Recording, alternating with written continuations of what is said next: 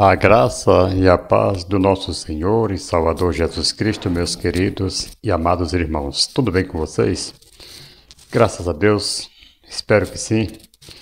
Conosco aqui também está tudo bem e eu fico feliz de todos estarmos aqui reunidos para mais uma aula.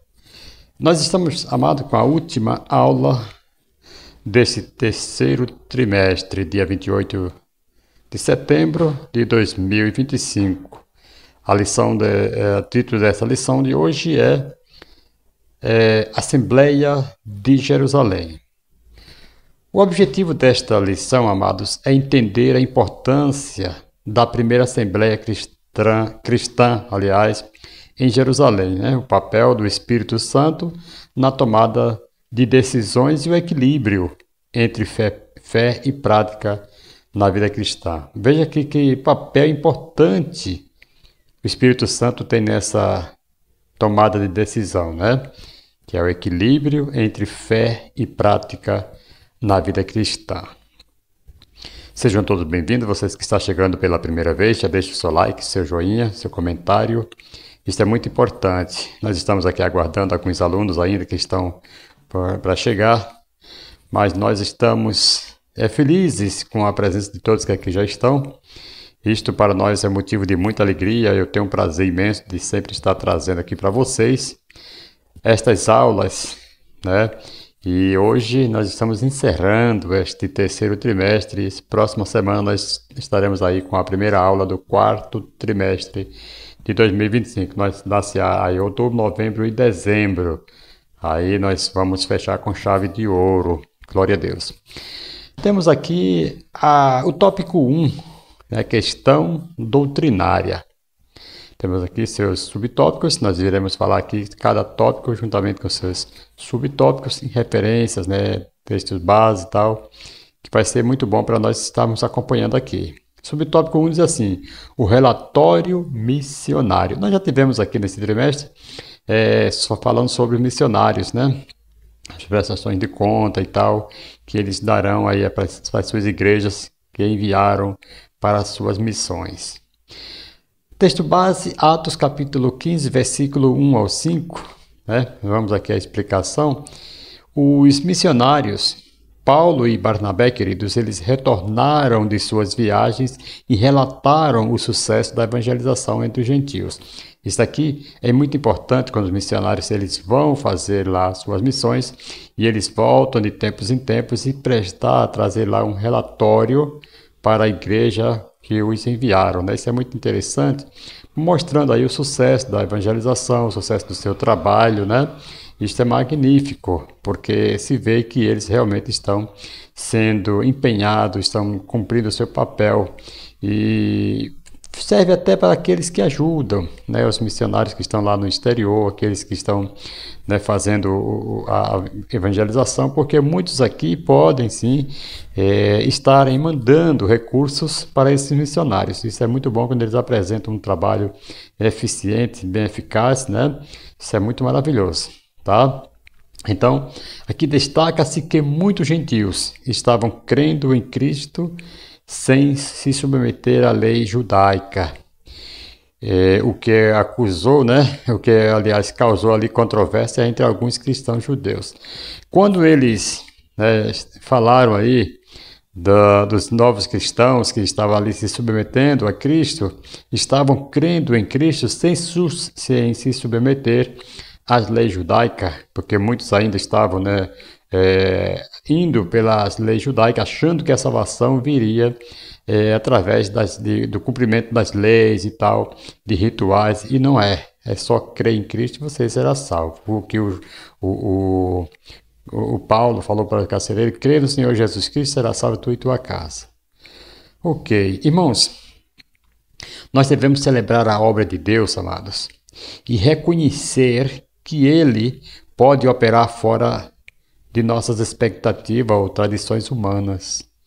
Em nossos ministérios, devemos valorizar resultados espirituais mais que rituais ou tradições. Então, nós temos que priorizar, temos que valorizar resultados espirituais mais do que rituais ou tradições. Queridos, isso é muito importante quando nós paramos e pensamos desta maneira, né? Que nós temos apenas que priorizar, né? Valorizar, né? A crença em Cristo, valorizar os resultados espirituais mais que rituais. Tá aí, rituais acabou, amado. Jesus Cristo já fez o único sacrifício por todos e pronto. Amém? Vamos ao subtópico 2 do tópico 1, o legalismo judaizante. Texto base, Atos capítulo 15, versículo 1 e o versículo 5. Vamos aqui algumas explicações aqui que eu quero trazer para vocês. Alguns cristãos, queridos, insistiam que os gentios precisavam ser circuncidados e obedecer à lei de Moisés para serem salvos. Olha que absurdo. Fosse assim, não necessitaria Jesus Cristo ter descido ao mundo, sofrer e morrer na cruz de Calvário por nós, não é verdade? Certo? Que mostra o conflito entre tradições religiosas e a liberdade em Cristo. Qual é a aplicação que eu trago aqui para você? Evite impor regras humanas à fé alheia. A salvação é pela graça, amados. Né? Como diz lá em Efésios 2, 8 e 9, a salvação é pela graça, não por obras ou observâncias externas. Questione práticas que podem se tornar barreiras para novos crentes. Então, quando você coloca aí que você deve, né, ir pelas leis humanas, pela lei alheia, então a salvação ela se torna aí, para muitos vão achar que a salvação é pelas obras, que a salvação é pelos rituais e essas coisas todas, sendo que não é. Vamos ao tópico 2. O debate doutrinário. Subtópico 1 diz assim, uma questão crucial. O texto base está lá em Atos capítulo 15, versículo 6. Eu quero trazer aqui também mais uma explicação para você deste tópico. A igreja, queridos, ela se reúne em Jerusalém para deliberar, né? Então, o debate não é apenas teórico, mas sobre a essência da fé cristã. Questão central. A salvação é pela fé em Cristo ou depende de seguir a lei judaica? Essa é uma pergunta. A salvação é pela fé em Cristo ou depende de seguir a lei judaica? Questões cruciais precisam de diálogo e oração.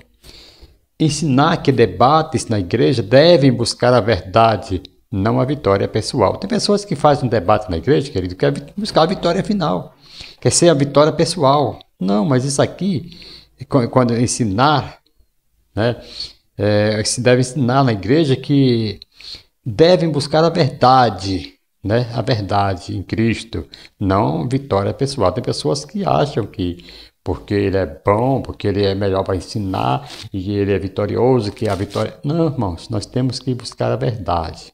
Vamos ao subtópico 2, a experiência do Pentecostes na fé dos gentios. Texto base, Atos 15, versículo 8 e 9. Eu quero trazer aqui mais uma explicação também para você. O Espírito Santo, ele se manifesta nos gentios, confirmando que Deus lhes concede fé sem exigir a circuncisão. Deus mostra que o relacionamento pessoal com ele é mais importante que tradições religiosas. Então, o relacionamento com Deus, o relacionamento pessoal com Deus, amado, é muito mais importante do que tradições religiosas. Então, queridos, reconhecer a ação do Espírito na vida de todos os crentes, independentemente de origem, né, cultural ou religiosa, incentivar experiências espirituais autênticas. É isso que nós devemos incentivar nossos alunos, né, incentivar experiências espirituais autênticas. Glória a Deus. Vamos ao subtópico 3, a fundação profética da fé cristã. Texto base está lá em Atos capítulo 15, versículo 13 ao 18, e também citando aqui Amós capítulo 9, versículo 11 e 12. Irmãos, Tiago, ele lembra que a inclusão dos gentios na fé já estava prevista nas Escrituras. Deus cumpre suas promessas e manifesta sua soberania sobre toda a humanidade. Então, queridos, ensinar que a Bíblia é fonte de autoridade para decisões importantes e também mostrar que Deus está cumprindo seus planos, mesmo quando contrariam expectativas humanas. Amém, amados? Vamos ao terceiro tópico, a decisão da Assembleia de Jerusalém. Subtópico 1, o Espírito na Assembleia de Jerusalém. Texto base, Atos capítulo 15, versículo 28, explicando aqui para você, a Assembleia reconheceu que suas decisões deveriam ser guiadas pelo Espírito Santo, não apenas por opinião humana. Você viu aqui que a Assembleia, quando fiz aquele concílio ali, reconheceu que suas decisões deveriam ser guiadas pelo Espírito Santo. Tudo que nós formos fazer, amados, tem que ser guiado pelo Espírito Santo. Senão nós vamos ficar perdidos, nós não vamos chegar a lugar nenhum. Então tem que ser guiado pelo Espírito Santo, não apenas por opiniões humanas. Por que não apenas? Lógico, tem que ter as opiniões humanas, mas que seja que todas as opiniões humanas têm que ser guiadas pelo Espírito Santo também. E aqui demonstra a importância de discernimento espiritual em decisões coletivas. Preciso da opinião humana, mas tem que ter o discernimento espiritual, certo? Em decisões coletivas. Qual é a aplicação que nós trazemos aqui? Incentivar a oração e o discernimento espiritual antes de decisões importantes na igreja, certo? Então devemos incentivar a oração e o discernimento espiritual antes de decisões importantes na igreja. Qualquer decisão que você for tomar, qualquer decisão importante, você tem que orar, tem que buscar o discernimento espiritual para saber se aquilo ali se é da vontade de Deus, está na direção de Deus ou não. E destacar que o Espírito Santo age na união da comunidade. Isso é muito importante lembrar isso aqui. Subtópico 2, a orientação do Espírito na Assembleia. Texto base, Atos 15, versículo 28 e 29. Nós estamos só no livro de Atos, explicando aqui. A orientação do Espírito, querido, foi clara. Não impor o peso da lei judaica aos gentios, mas estabelecer algumas recomendações básicas, abstenção de idolatria, sangue estrangulados e fornicação. Sim, isso nós temos que abster dessas coisas, ok? O objetivo, manter a fé pura sem barreiras desnecessárias. Tem pessoas que vivem colocando barreiras, acham que a pessoa tem que fazer isso para ser salvo, tem que fazer aquilo para ser salvo. Não tem que fazer nada, é só acreditar, só crer na cruz de Calvário, no sacrifício de Cristo, confiar e ser salvo, certo? Então, manter a fé pura sem barreiras desnecessárias. Muitas pessoas colocando barreiras quanto à salvação do outro. E a Bíblia diz: quem és tu que julga o teu servo a lei para seu Senhor, que ele caia de pé, poderoso é o Senhor para levantar. Tem muitas pessoas que estão colocando barreiras, nem entra e nem deixa os outros entrar. Qual é a aplicação aqui, amado, desse assunto aqui, desse tópico aqui que nós trouxemos? Mostrar que Deus valoriza a simplicidade e essencialidade na vida cristã. Incentivar decisões sábias que promovam unidades e não sobrecarga de regras. Tópico 3. O parecer final da Assembleia. Texto base, Atos capítulo 15, versículo 30 ao 31. Quero explicar aqui para vocês, amados, que a decisão é comunicada a Paulo, Barnabé e aos gentios. Veja só, a decisão é comunicada a esses irmãos, a Paulo, Barnabé e aos gentios, trazendo alegria e confirmação do Espírito. Isso aí, para que Deus fez isso? Para trazer alegria e confirmação do Espírito aos irmãos. Demonstra aqui que a verdade de Deus traz paz e união. Vamos à aplicação? Valorizar consenso fundamentado na palavra e guiado pelo Espírito Santo. Isso é muito importante. E mostrar que decisões equilibradas fortalecem a igreja e a fé dos crentes. E concluindo aqui, quero concluir aqui para você. Primeiro, a Assembleia de Jerusalém foi um marco na história da igreja, ensinando que, primeiro, que a salvação é pela fé em Cristo, não por obras da lei. Segundo, que a igreja deve buscar a orientação do Espírito Santo para decisões importantes. E terceiro, que unidade e compreensão da palavra são essenciais para lidar com divergências doutrinárias. Uma aplicação prática aqui, bem prática aqui que eu trago para vocês, para a vida do aluno. avaliar se nossas práticas religiosas estão alinhadas com a palavra e não contradições humanas, e reconhecer o Espírito Santo guiando nossas decisões e importância de ouvir a comunidade cristã com humildade. Amém, amados?